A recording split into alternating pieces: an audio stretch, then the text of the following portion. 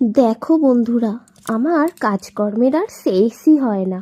এই যে সারাদিন কাজকর্মের পর সমস্ত কিছু গুছিয়ে গাছিয়ে নেওয়ার পর এখন সন্ধ্যাবেলা রান্না বান্না করে বসেছি। আমার ছেলের এই যে খাতা দিয়েছে স্কুল থেকে, 6টা খাতা দিয়েছে, তো এগুলোকেই ঝটপট করে মলাট দিয়ে দিচ্ছি, কারণ ওদের তো স্কুল শুরু হয়েছে আজ থেকেই।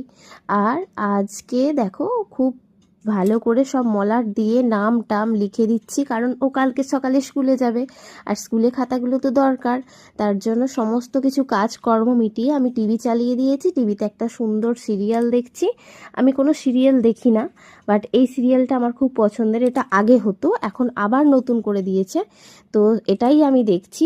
আর আমি আমার ছেলের খাতাগুলোকে সুন্দরভাবে মলাট দিয়ে দিচ্ছি। তো মলাট দিয়ে নাম টাম লিখে রেডি করে রেখে দেব। আর এই দেখো, মলাট দিতে কিন্তু আমার ভালোই লাগে। অনেক বছর আগে আমি যখন পড়াশোনা করতাম, তখন আমার যখন আমি একটু ছোট ছিলাম, তখন আমার বাপি আমাকে সমস্ত বইয়ে মলাট দিয়ে দিত। আর তারপরে আস্তে আস্তে আমি দিতে শিখেছি। এখন আবার আমার ছেলের বইপত্র খাতাপত্রে আমি মলাট দিয়ে দিই সুন্দর করে। আর এই যে আমি আবার এখানে আলমারি খুলতে কেন এসেছি গো, দেখো দেখো, তোমরা পুরো ভিডিওটা দেখতে থাকো, অবশ্যই জানতে পারবে।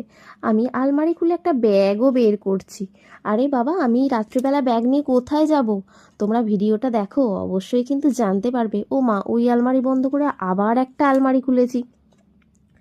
আরে বাবা, তোমাদেরকে বলি, আমি কালকে যাব আমার বাপের বাড়ি, কারণ কালকে হচ্ছে পৌষ পার্বণ।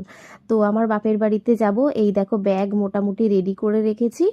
আর আরও একটা